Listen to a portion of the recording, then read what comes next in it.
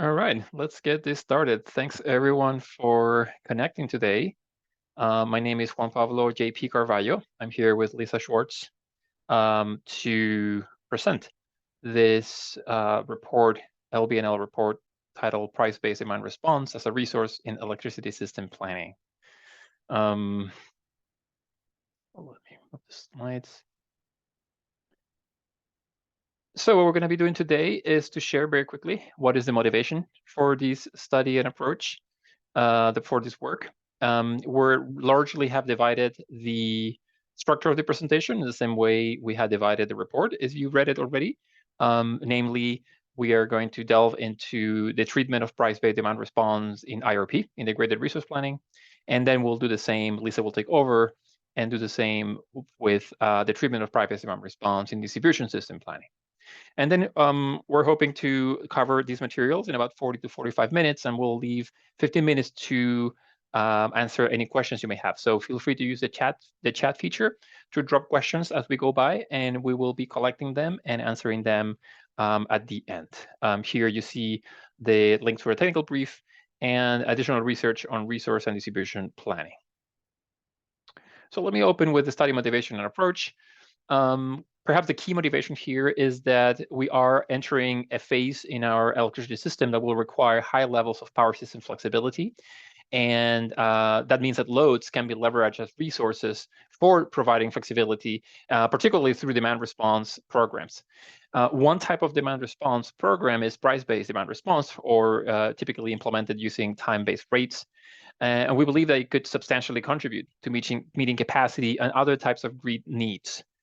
Over time, integrated resource planning, which has been around since the 1980s, has incorporated demand-side resources, but it's never been clear, it hasn't been studied, how utilities are characterizing and modeling different time-based rates in resource planning, what kinds of assumptions are used, and how consistent these assumptions are across utilities, and what are eventually best practices to represent price-based demand response in IRP.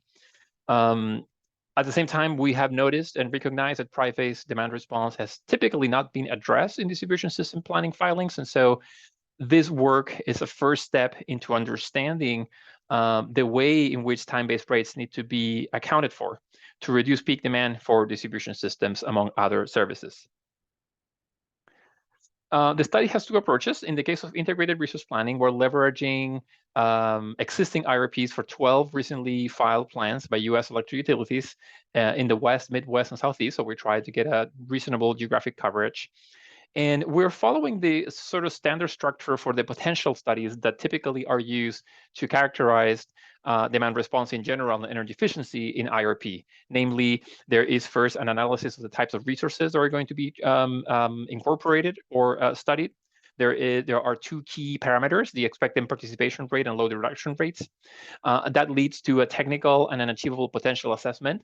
And then linked with program costs, that leads to a certain choice of portfolio selection of resources. So essentially, we're using these same key components for price-based applied to price-based demand response to organize our work. In the case of distribution system planning, we are reviewing DR-related provisions in 6 states that are requiring utilities to conduct distribution system planning. These include California, Colorado, Hawaii, Minnesota, New York, and Oregon. Very briefly, this is a list of IRPs that we examined. So you can see very relatively recent plans, the oldest one being 2019, the newest one being 2022. In most cases, we leverage the market potential study or potential assessment that is typically used for as an accompany to the main IRP report. And in other cases, in some few cases, there were none of this. And so we had to use the regulated report or other types of DSM plans available.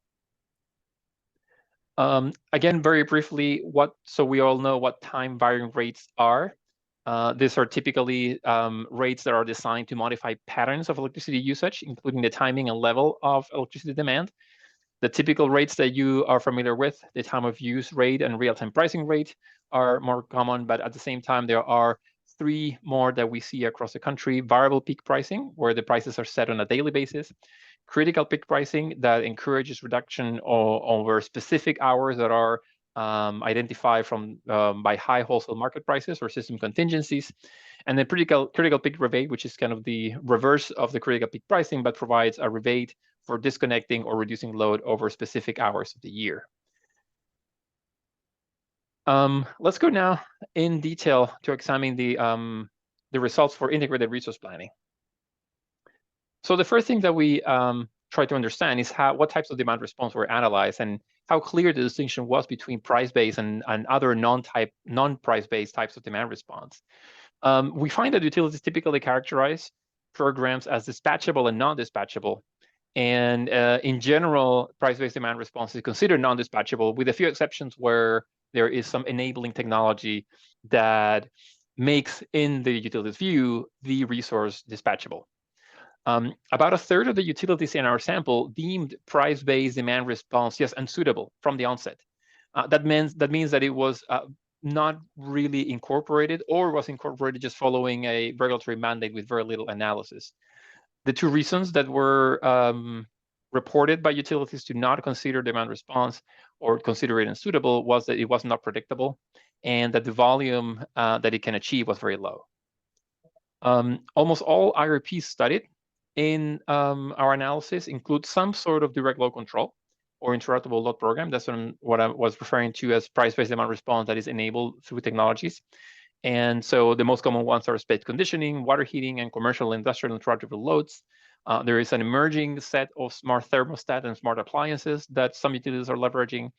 And there is about a third of the utilities that report EV programs as if they were demand response programs, probably through their load control capabilities, but it's not clear whether these are direct load controls or price-based demand response, so they were excluded from this analysis. Just as a quick overview, the types of rates that we see as could be expected, the most common rates that we see across utilities is the time of use rate and the critical peak pricing. This has been around for several decades in some cases. There is a misdistinction between what is existing and new price-based demand response. So it's important to consider and to weigh the contribution of the resource, whether it's an existing, a set of existing customers that have history of behaving in certain ways with their price-based demand response versus if there's new customers. And we found confusing that these two, the fact that something is a new or an existing demand response resource was not identified. There were two utilities in our data set that screened out critical peak pricing and real-time pricing due to advanced metering limitations.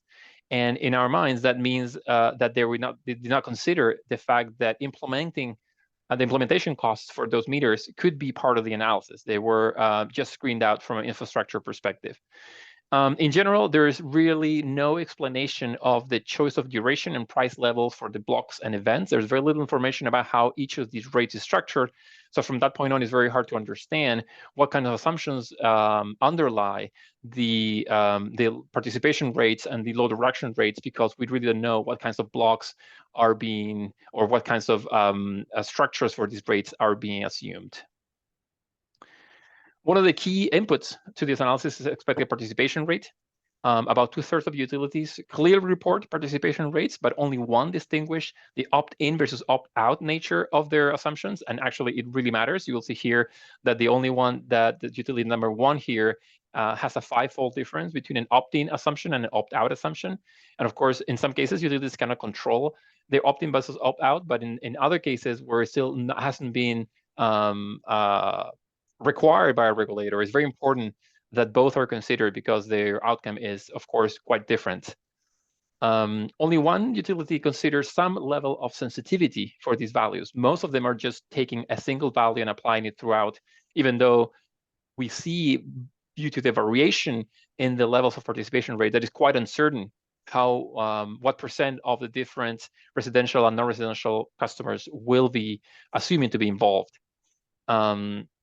Finally, the opt-out values that we see assumed here are much lower than what we find in the literature with empirical pilots that have been run, and there's really no explanation. In general, as you will find throughout this account, there is little explanation and support for a lot of these values. Where these values are coming from and why these assumptions are being made is unclear in most, if not all, of the plans.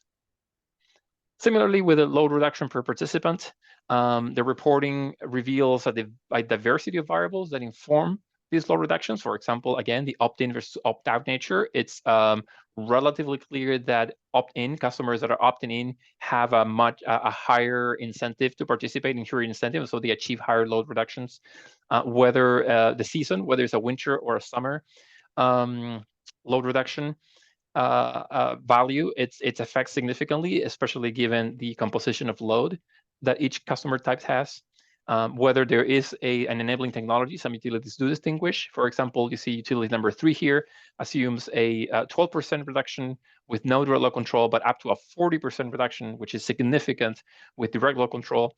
Now, in this particular case, we're focusing on no direct load control. We're focusing on pure price-based demand response, but it's interesting to see how these different scenarios, conditions do significantly affect the load reduction, which ultimately makes the resource significantly higher volume as a resource for IRP.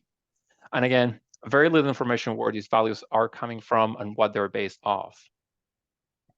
When calculating technical and achievable potential by merging the reduction rates and participation rates, there is typically a clear assessment of the technical potential by multiplying these values.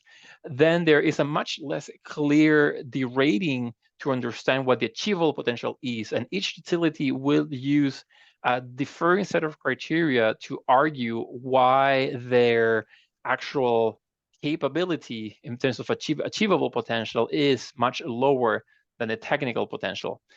We did a fair amount of work to try to standardize the potential ranges, the achievable potential ranges that you can see here, and classify them by rate. And they are indeed quite significant. For example, in the time of use rate, which is one of the most prevalent rates analyzed for residential customers particularly, the opt-in potentials are a tenfold difference across utilities. And again, it's very hard to understand what justifies the fact that one utility thinks that just 0.25% is achievable versus one that argues that 4% is achievable in terms of potential. We studied as part of this work what are the implementation costs and the economic assessment component of these rates. So we thought it was interesting to understand and collect what are the different fixed and variable costs that are assumed for both a time of use and the more elaborate or sophisticated time varying rates like variable peak pricing and critical peak pricing. We find some interesting level of similarity across utilities that might suggest either a single sort of industry level value that has been circulating, or maybe a single value from a consultant that has been used. It's not clear how it is, but it is opposed to some of the other rates assumptions that tend to be much more wide variation, exhibit much wider variation. This set of costs is actually remarkably closer.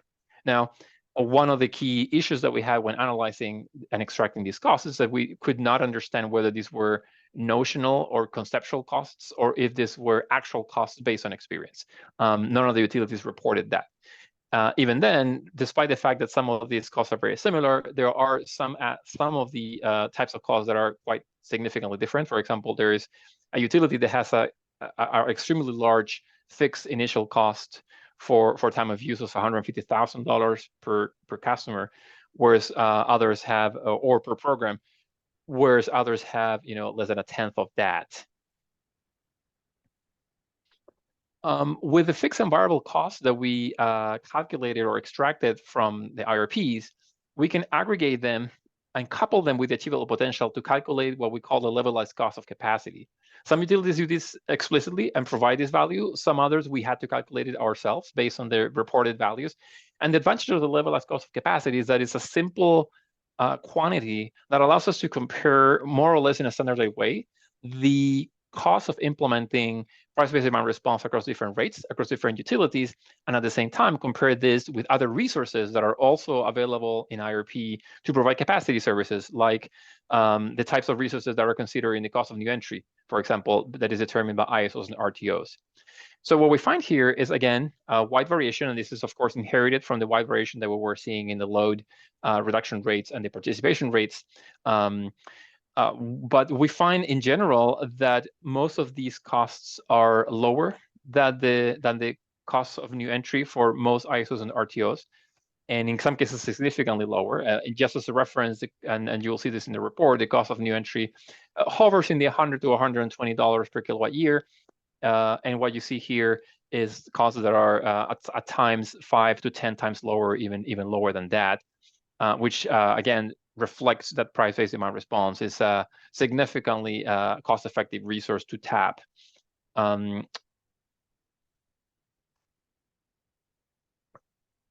We use the levelized cost of capacity can be actually used to construct a supply curve of different price-based demand response alternatives, and this is something that we identify as a key enhancement on the current treatment of price-based demand response and demand response in general.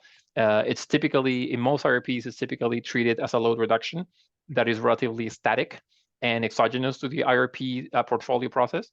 But in some cases, we find that utilities are starting to construct, for example, this is a case from the Northwest Power and Conservation Council, they're starting to construct curves that have different resources and their volumes at different prices, such that the capacity expansion model can traverse this curve and identify endogenously the levels of resources and the actual sort of marginal cost for price-based demand response that is optimal to be contracted both in summer and winter. So we'll delve into this a little bit more later in our recommendations. But this is a key outcome and potential use of the levelized cost capacity that we presented earlier.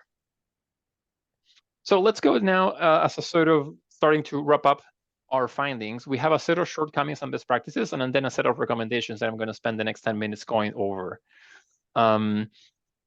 As a large summary, as a general summary, the way price-based demand response is considered in the portfolio analysis in IRP reports, it's hard to track at best and unclear in general. There's just many assumptions made, some of them very critical quantitative assumptions that have no support, and that it's unclear why they differ substantially across utilities. There are some common shortcomings in current IRP practices that we highlighted. First is lack of transparency in the type of price-based demand response model, in particular, how this demand response, how these rates are structured. There's really no information about that. Perhaps the utilities are assuming that the customer or the reader will go to their current rate offerings on their website and read from there. But the truth is that that's a high transaction cost approach, and it still doesn't. It's not clear that that is actually what the IRP results or inputs are based on. There is kind of lack of rationale for the level of price-based demand response adopted. Typically, the relatively clean set of steps that we laid out at the very beginning that organize our report is unfortunately not as clear in the actual demand side potential studies in such a way that is sometimes absolutely unclear why certain levels of demand response are being adopted. In some cases, they correspond to levels that regulators are requiring, and so there are certain targets. Utilities just meet the target. It's very unclear whether there is an effort to actually quantify if there are higher levels of demand response that could be economic to be adopted. And it's hard to follow the rationale for the process. We also think it's a shortcoming to treat price-based demand response as a load reduction. We believe that there are substantial benefits in treating this endogenously in the capacity expansion model through a supply curve, as we just reviewed. It also has significant benefits in terms of understanding and better reflecting the capacity credit for demand response. If you incorporate demand response as a load reduction, you're inherently assuming that the capacity credit of that demand response corresponds to the same as the load. It has the same shape, and that's not necessarily true. So it may distort any resource adequacy analysis that are performed afterward. Finally, attached to this, we find a relatively low capacity assigned to price-based demand response, low capacity accreditation, and the amounts selected is unsupported. So it's very unclear how to go from the more notional or nominal price-based demand response to the actual quantity that is recognized in the load and resources tables in the IRP. So here are some best practices that we are proposing. The first one is that price-based demand response should be treated as a resource, not as a load reduction. We are suggesting that price-based demand response should be characterized much more granularly. Right now, there is only a broad separation in terms of broad customer segments and a few different types of rates. But we believe that there should be a much more thorough treatment in terms of different types of customers. Even within residential customers, we know there's substantial variation in terms of how those customers will react. And so we believe that there has to be a much better job or a much better effort, stronger effort in identifying customers and characterizing them by their ability to respond both or to adopt, such that the certainty of the price-based demand response itself is much better characterized. We think there can be better granularity in time varying rate types. And again, in binning, low reduction and participation rates based on the kind of types of customers, among other factors. There is at least one utility that recognizes that price-based demand response differs transmission capacity. This is less important if the demand response is incorporated in the supply curve, because that means that the capacity expansion model, insofar it includes transmission expansion, will be capturing this effect. But if the price-based demand response is being treated through a load reduction approach, then there has to be an effort to identify the transmission deferral benefits. We believe that based on our analysis of the outcomes of the demand potential studies in particular, we think that utility regulators should make very clear that the mandates for acquisition of the price-based demand response should be a lower bound, and that the resource planning process should actually reveal what is the optimal amount of demand response to be acquired. That could be significantly higher. And then there could be a much better and improved use of scenario and stochastic analysis of price-based demand response. And we know that this is onerous. There's already a whole lot of scenario and stochastic analysis that occurs in IRP, both on the portfolio choice and on resource adequacy. But price-based demand response and demand response in general is largely left out of this process. And there's only one utility that actually considered a single low-high scenario for one of the variables, contrasted with the dozens of scenarios that are using high and low values for a number of other assumptions across IRP. So let's do I'll wrap up with some recommendations for improvement, and we have separated these in 3 groups. So in terms of in types of demand response, we would recommend do not screen out price-based demand response due to unpredictability. I mean, the right thing to do here is to rigorously characterize the predictability and the availability of these resources, as we would do with any resource from a resource adequacy perspective. There's really no reason to exclude demand response from this particular treatment. And there is enough data nowadays in most utilities to actually do this characterization rigorously.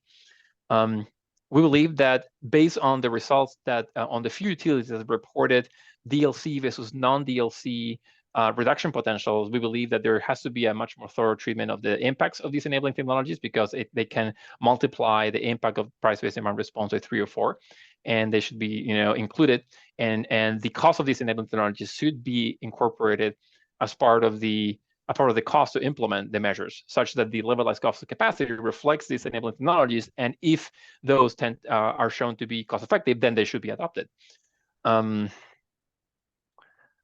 On the participation and low reduction rates, we think that there should be clear assessment in the jurisdictions where this makes sense for opt-in and opt-out versions of price-based demand response. In some cases, regulators have already sanctioned one or the other as being the only one that counts. But in many cases, when it's open, there should be treatments for both. And especially in the cases of opt-in, where customers have to be acquired to participate, then the cost of the acquisition cost for those opt-in customers can also be internalized. And again, making the effort a much more economically driven effort rather than just a target-based effort. We also believe, and in a couple of reports, we found this interesting distinction between short-term and long-term participation rates, where in the short term, sometimes utilities are truly limited by their ability of their contractors or their internal staff to acquire customers. But in the long term, that of course can change if the utility and the regulator work together to expand their workforce for acquisition efforts, especially when the demand response resource is cost effective. So we believe that these two should be treated differently, and there should be a very year long or maybe a year or 2 year term where we consider the workforce to be limited, and then a space where long-term acquisition of customers can be increased significantly. In load reduction rates, again, there needs to be more transparency and rigorous reporting of the empirical data and the models used to inform load reduction rates. There was basically none in the 12 utilities, the 12 IRPs that we analyzed. There could be a better effort in disclosing where these values are coming from. And ideally, make the load reduction rates consistent with the capacity accreditation that is used and eventually ported into the IRP through effective load carrying capability ELCC calculation. So eventually, again, treating price-based demand response as a resource and demand response in general means calculating the ELCC for this resource such that it can be compared at the same level with other resources that are also providing capacity benefits. Finally, on the potential side of things, a few recommendations for improvement that pertain to, again, the calculations for these values.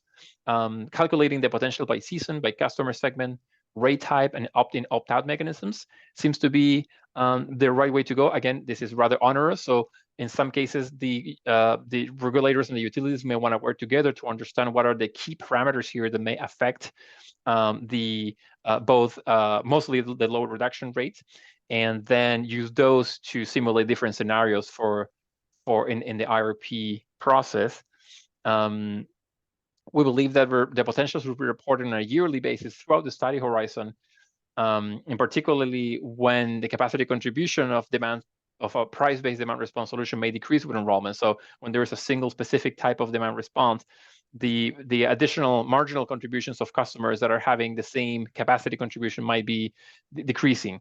But again, it was never clear whether the amount of demand response acquired was based on a single year, or there was a vector of several years with differing amounts.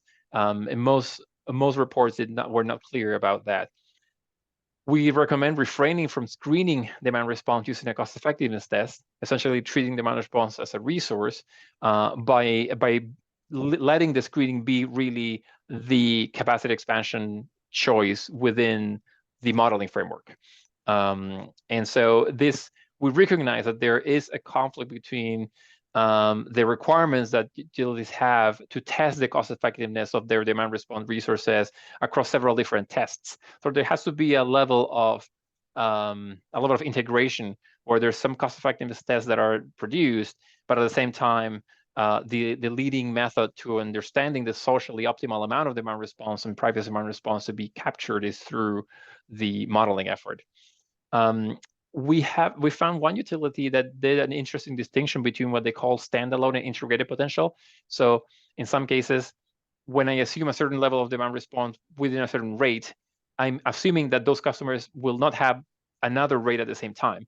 And that's not trivial to model. We recognize that. So there should be clarity, at least, on what % of customers are assumed to be adopting one specific rate, such that we're not double counting.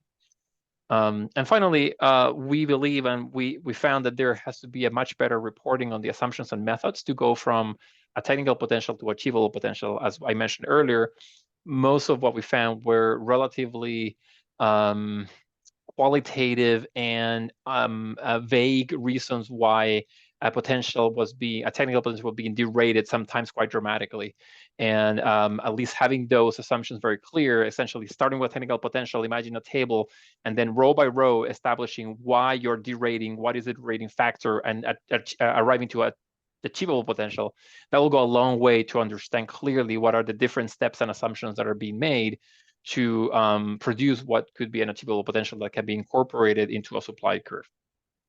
Now, with that, I'm finished the IRP portion of this work, and I'm going to pass it to Lisa to take on the distributed system planning portion. Great, thanks, JP. So next slide, please. I'm going to focus on the findings for distribution system planning related to price-based demand response consideration. So just a couple quick notes about distribution system planning in the US. So about 20 states at this time require regulated utilities to file some kind of distribution plan. I've categorized them in the way you can see in the map. So it could be simply like in Pennsylvania and Indiana, utilities have the opportunity or a requirement to file improvement plans for transmission, distribution, in Indiana, even for storage, and they have the opportunity for cost recovery that's expedited outside of a rate case. Pretty narrow, not as long-term planning. To grid mod plans, plans that focus just on distributed energy resources, on up to the planning that we recommend, which is more integrated. It could be integrated across transmission and distribution, integrated in vertically integrated states across resource planning, demand side management. But the treatment of different kinds of distributed energy resources, including price-based demand response, really varies quite a bit. Next slide. So this is the framework you've probably seen from U.S. Department of Energy, incorporating resilience planning, and it's stakeholder, influenced. It has its basis in state objectives and goals and priorities. And the distribution planning sort of engineering analyses are all in the yellow box.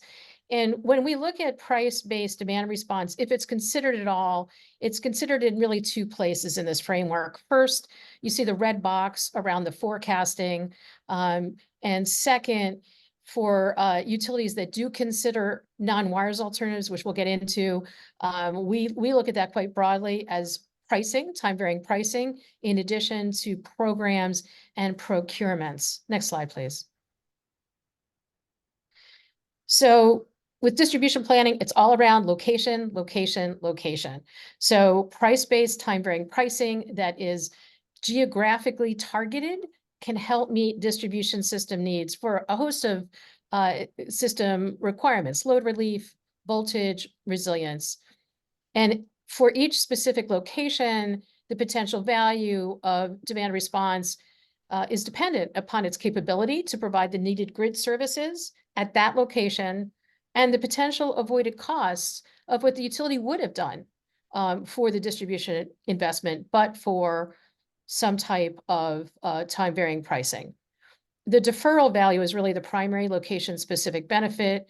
And not only does the demand response need to be at the right locations, it also has to be at the right times, during which there's a risk that distribution capacity at that location is insufficient to meet expected future loads.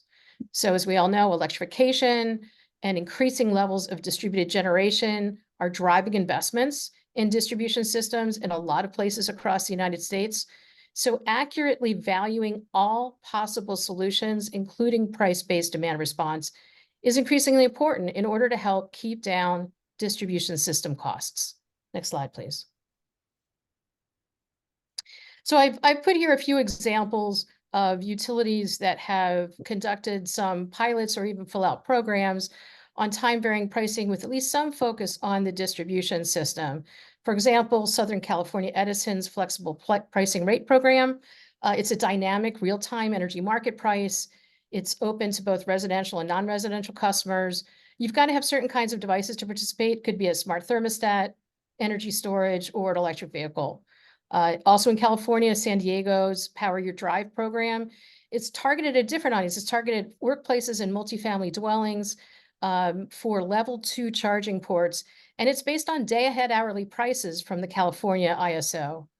At Xcel Energy, they did a geo-targeted distributed clean energy initiative that was open to residential and commercial customers. And they were trying to geo-target different kinds of demand response as well as efficiency programs to defer specific planned investments in the grid. In New York, Con Ed, their smart home rate demonstration project includes a daily demand charge as well as critical peak event charges. And the utility can declare critical peak events, including for the distribution system. That's what's really kind of unique there. And in my home state of Oregon, Portland General Electric Smart Grid Testbed tested time-varying pricing in the form of a peak time rebate using opt-out enrollment to defer infrastructure upgrades for 3 distribution service areas. Next slide, please. So again, if a utility is even considering price-based demand response in distribution planning, it's typically through forecasting and non-wires alternatives, which I mentioned, but also pilots. And I'm here to say that I think integrated distribution plan is an important venue to tee up these time-varying rate pilots for utilities that lack enough experience with time-based rates to be willing to count on it to reduce peak demand for distribution systems. So it really has to be reliable. It's not like you can bring in power from, other places like you do in the bulk power system. You need to serve the demand at that location on the distribution system. So pilots are in that case are a good way to go for some utilities. For example, the 2021 Integrated Distribution Plan filed by Xcel Energy in Minnesota discussed different kinds of time-varying rate pilots, both for general service customers as well as for electric vehicle charging to help meet distribution system needs.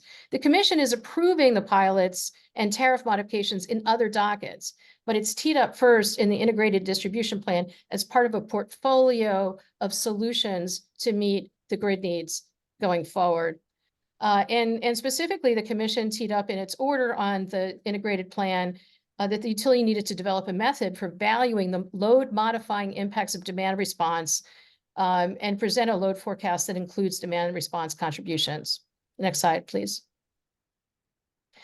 So forecasting, so you've got your system-wide forecast. The distribution engineers are forecasting, down to the circuit level. And the utility system-wide load forecast can be disaggregated by location, and you can consider the impacts of price-based demand response on future loads at the substation circuit level. We've seen it in a nascent way in a couple of states. Hawaiian Electric, in their recently filed integrated grid plan, evaluates the impact of residential time of use rates and looks at forecasts on a range of different modeling scenarios. In California, all of the investor-owned utilities are required to allocate to the distribution circuits their system-wide forecasts, and they get inputs from the California Energy Commission for that as well. Here's an example shown in the chart from Southern California Ed, disaggregating what they call load modifying demand response, which they define as critical peak pricing, in order to develop these circuit level forecasts. Next slide, please. All right, non-wires alternatives is sort of the last way I've seen in distribution plans that time varying pricing is being taken into account. So as most of you know, I think non-wires alternatives are different kinds of distributed energy resources that can meet some types of distribution as well as transmission system needs for providing load relief, reducing power interruptions, addressing voltage, providing resilience in certain locations, or even helping meet local energy needs. It can be a single large battery, or it could be a portfolio of all different kinds of distributed energy resources that aggregators can bring together for the utility. It all starts, so before you get to the step, it all starts with the utility doing its grid needs assessment, because they've got to determine the location and timing of the constraints on the distribution system. And then they're also determining, what their traditional distribution system investment would be, absent any alternative. So Berkeley Lab Research, we see 16 states plus the District of Columbia require regulated utilities to conduct some type of analysis of non-wires alternatives to these traditional utility distribution system upgrades to test them and see if they're more cost effective and they can potentially defer in an investment, which actually can be a financial benefit. Next slide, please. So there's typically just 4 steps for non-wires alternative analysis. First, you've got to decide what are the eligible types of distributed energy resources for the particular need for the grid that you're looking at. You've got to set up other screening criteria, such as when the non-wires alternative would need to be operational, the size, and criteria like that, and do that screening and see if the resource passes that criteria. You've got to decide and determine whether the non-wires alternative is actually cost effective compared with what the utility would do otherwise. And finally, you've got to go procure the solution. So procurement, we have seen for non-wires alternatives, has typically been through utility solicitations for third-party solutions. In some states where utilities can actually own storage and some of the other types of resources, the utility actually could do some of these non-wires alternatives themselves. In addition to non-wires alternatives analysis for a specific grid need at a specific time, utilities also can be conducting systematic studies of the locational value of demand response, including time varying pricing, in order to target it.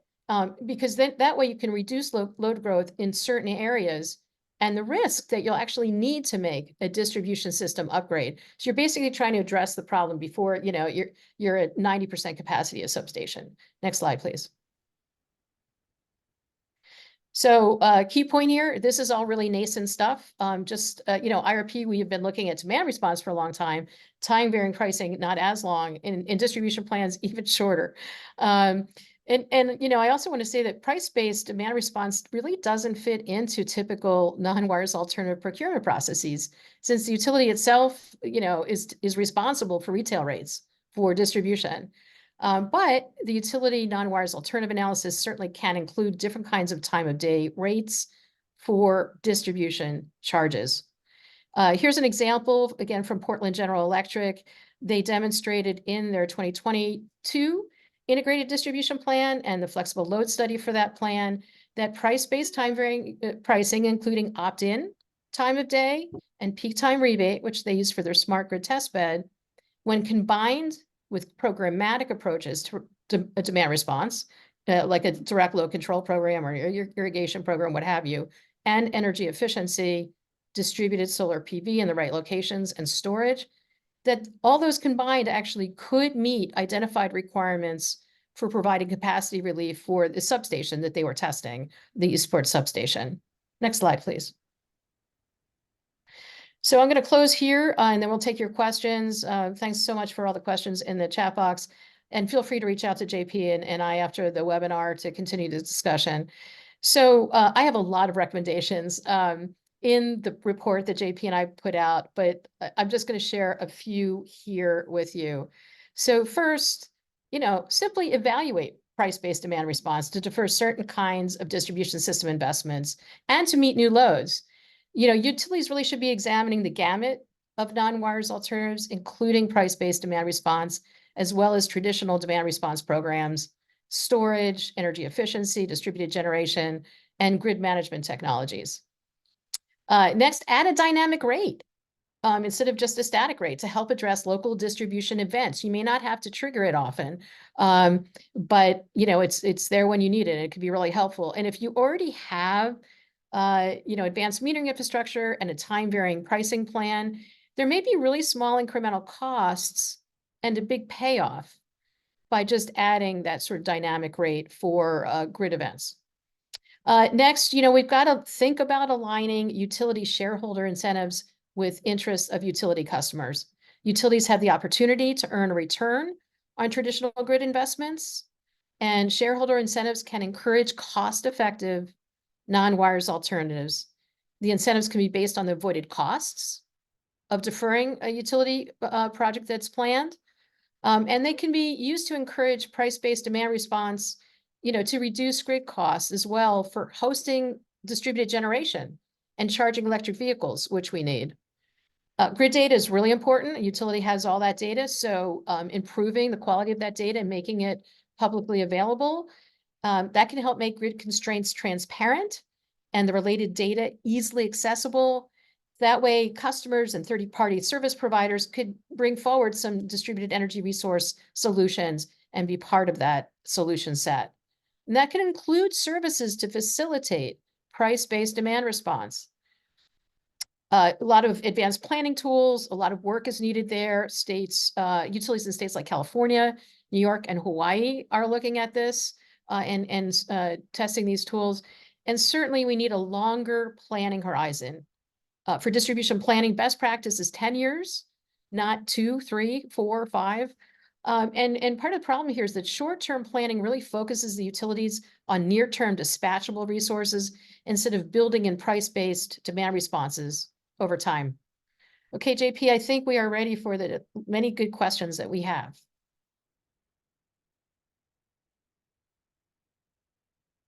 Yes, yes. Thanks, Lisa. Let me, right before we do that, so we don't forget to thank our sponsors here. Just recognize the Office of Electricity from the U.S. Department of Energy for their support of this work, particularly Joe Palladino, who provided funding and feedback. And this is our contact information. Let me open the chat here and see if there's a whole lot going on. And JP, yeah. I also sent you a summary of the questions, at least to a certain point, so that could help. Yeah, I saw it. I wasn't able to access it because I was sharing the screen. Oh, okay. Do you want me to, can I start ask you the first question? Yeah, if you have some, I'm happy to take them. Yeah. Yeah. Well, we had Henry Yoshimura and Mike Hogan both sort of pushing on your notion of that we should look at the price-based demand response in integrated resource planning as a like as a resource instead of as a load decrement, and they're pushing back on that. What say you? Well, you have a lot to say on that, Lisa, because you have led most of our work on that front. I can say so. We are, just so folks know, in particular, is particularly relevant to this question. We are right now writing a report on best practices in IRP.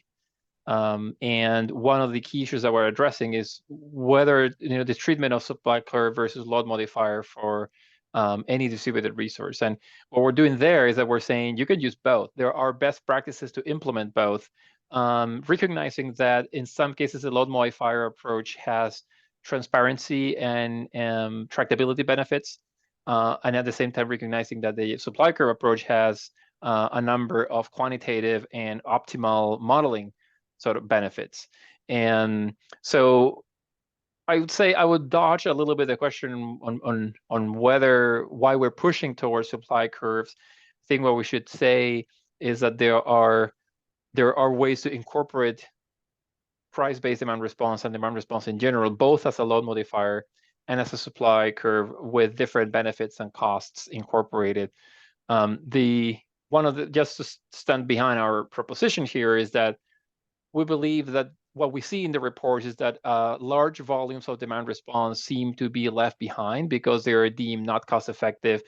And that's because they're not being compared against the right resources. They're being compared in a cost effectiveness test across a number of administratively set targets, rather than comparing the demand response resource to other resources that are available to meet capacity needs in IRP, like turbines and batteries and whatnot. And so yeah, go ahead, Lisa. Well, I just want to clarify, Mike Hogan, he really did say it's not, I use the shorthand decrement. He doesn't really mean that. He means like a shift in the shape of the load, including an increment in the relevant hours. And, for Henry, he's concerned about double counting as an issue, just to make sure that we're not under procuring capacity, just to be clear. Yeah, the double counting is a good question. That's why I think we mentioned distinguishing what we call existing and new demand response. So existing demand response would be not only demand response that we can characterize better, but demand response that is probably, or that it should be incorporated in the load forecast. Whereas new demand response is new types of customers or new types of incremental demand response on existing customers that we can clearly identify as separate, that is not contained in the load forecast, and they were going to procure with specific efforts. Great. How about if I just keep asking you a couple questions here? Do you have any thoughts on the comparability of LCOC for dispatchable price-based demand response with CONE, especially given that these resources are call limited and can't be relied upon in all months? Yeah, that's a good question. We just made what I would say is a relatively simple economic comparison, just to show that the LCOC for some of these resources is very low compared to the CONE. But of course, performance-wise, there are a number of differences or a number of aspects that have to be made comparable. So, for example, one of them is that we would need to use the ELCC as the denominator in the LCOC calculation. Right now, and based on the reports, we were not even sure what kind of capacity we were using. We were the report said there is a certain amount of kilowatts or megawatts, but we did not know if those were coincident, peak coincident, not coincident, if it was in the top 10% hours, top 5% hours. We had no idea what the resource adequacy performance of those resources were. So to make it comparable, at the very least, we would use the cone, which is typically assumed to be available in the stress hours of the system, and then calculate the proper LCC for the price demand response resource, use that to calculate the LCOC, and then bring in the values together. Now, at the bottom line, the differences that we found between some of these price demand response resources and the cone is 10, 15 times. So we still believe that they remain cost effective, but it's true. A proper resource adequacy treatment is needed to compare them. Okay.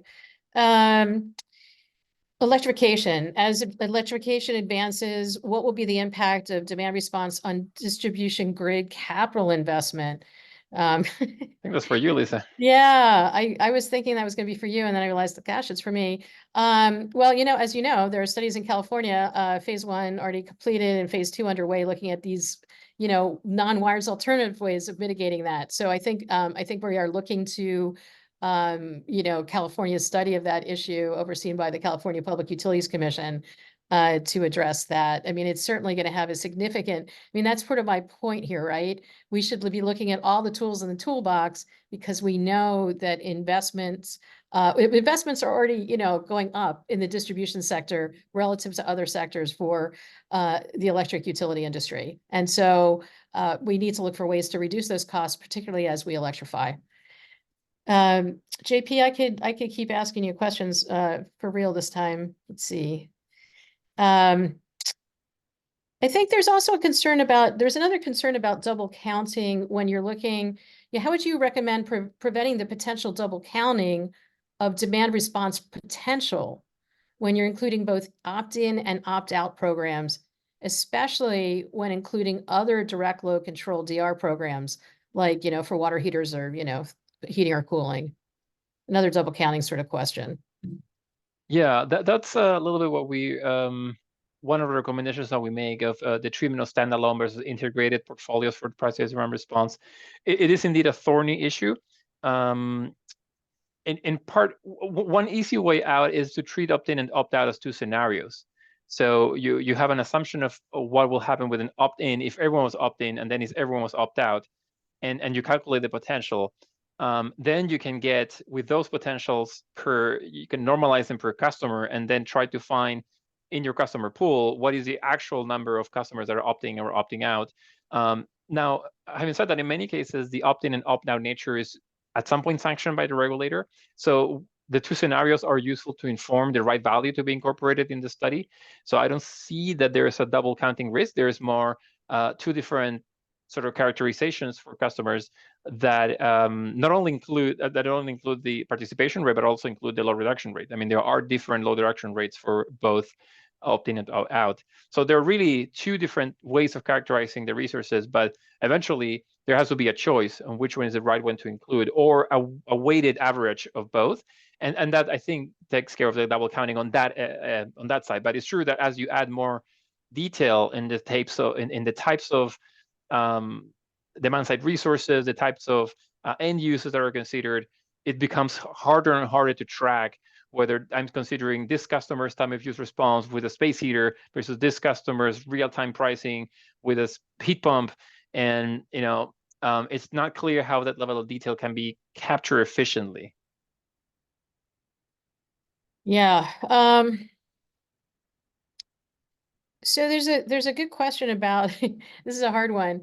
In states with restructuring, it's tough to implement time varying pricing because the customers are getting they're getting their energy from a retail supplier, but the utilities still have purview over distribution systems, and the state regulators have oversight over the utilities. So you see this in New York. I mean, that's one of the examples I used, right? The utilities certainly can be encouraged or required by the regulator or by state policy to enact time varying pricing for distribution charges, including for EV charging. And we're seeing that in some restructured states. But it is tough it is tough to enforce that on the third-party suppliers, and especially, community choice aggregation. I mean, that's very, very difficult to impossible. But on the distribution side, I think it's still quite possible but that's a good point to bring up. JP, I don't know if you've had time to scour to see what questions you'd most love to answer. There's a lot of good questions. One question is, given the huge variability in uptake and load response between utilities in your study on IRP, how should utilities select and defend these values? I mean, what kind of justification would you actually be looking at? And also, things like the cost to enroll customers might be really different for early adopters versus the majority of customers. That certainly can be taken you can have opt-out, right? And then you don't have those kind of enrollment costs. But I think for you, the question really would be, what kind of justification would you think would be appropriate for utilities to provide in the IRP so that it's clear to the regulators and stakeholders, what their evaluation of time varying pricing is all about? Yeah, it's a hard question to answer because there is some chicken and egg problem here where the participation rate is a direct function of the amount of effort that a utility and by extension a regulator wants to put and allow to acquire customers. And the costs that you're willing to put in there are really the societal optimal cost that you're willing to invest or to spend on acquiring customers depends on the contribution that those customers and the reduction have on system needs. So there's a sort of a circle here where you're willing to put enough money depending on how much they reduce, but they're going to reduce depending on how much money I need or I put. I think what we were coming up with our suggestions is at the very least to be very clear about the experience, the empirical experience that the utility has with customers, and in that avoiding the trap of an average customer and showing distributions of customers. So showing, this is my median customer and this is how everyone else behaves, such that I can see what characterizes those tails, where there are some customers that are doing so well and being able to reduce large portions of their load, and what there are customers that are doing so little, and eventually go out and survey those customers to understand really what lies behind the low reduction, the low reduction rate that some customers exhibit. And what we kind of know is that those load reduction rates do vary considerably across customers, but we don't understand well why. And so this could be something that a utility and a regulator could partner to do one time or maybe every 10 years to characterize the customer based on their response, both in the load reduction, but also on the acquisition. But I think in the load reduction here is more important, because once you acquire the customer, you really need to understand, okay, what is this customer going to give me? And the fact that you acquire a customer doesn't mean that the customer will give you the average that all customers. It's going to give you a wide range. And that wide range is what matters to characterize. So that could be a first effort in terms of leveraging empirical information from the utility. Again, we recognize that it's onerous. So there has to be a well-crafted survey design to be able to do this over a limited set of customers, but understand by getting representative results. I think maybe we have time for one more question quickly. So, how do we convince utilities that despite demand response, being stochastic, it can still be treated as a reliable resource? They're already dealing with all this, variability, stochasticity with large scale renewables. Yeah. So, if the question is whether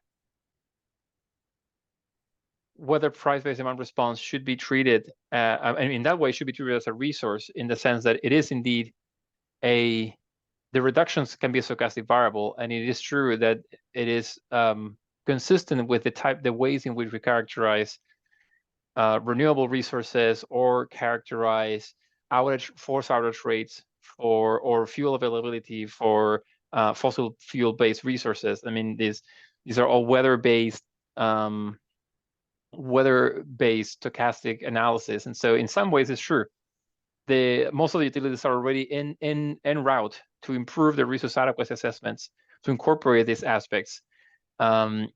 What is different, perhaps, is that price-based demand response has an uncertainty that might go beyond the resource adequacy component. And I mean, it is indeed a capacity resource, so it has to be assessed in that context. But it also has the wide variation across customers might be harder to characterize than the variation that you have across solar sites or wind sites, for example, or variation that you have across forced outage rates in fossil fuel-based units.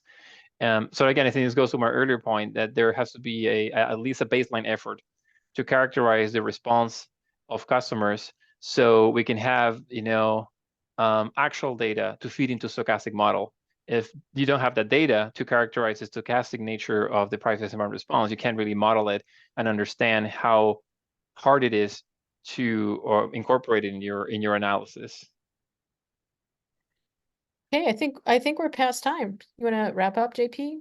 Yeah, I mean, there's a lot of good questions. I think at the very least, we'll save this chat and reach out to some of the folks that were very active. I see some names here that showed up repeatedly, and I'm interested in checking in with you folks about your comments and our work. So I'll, at the very least, I think I'll do that. And again, with that, thanks everyone for your engagement. Thanks Cody for being here for support, our colleague Cody Davis. And I think with that, feel free to reach out. Our contact information is still there in the screen. Feel free to reach out with any further questions. We're always excited to support. If you're a regulator or a utility, we're always interested in supporting and implementing some of our findings, or at least testing that our suggestions make sense. And if you're a researcher, of course, we're always interested in checking in with you about our methods and results and collaborating. And if you're someone else, still reach out to us. We always have something to talk about.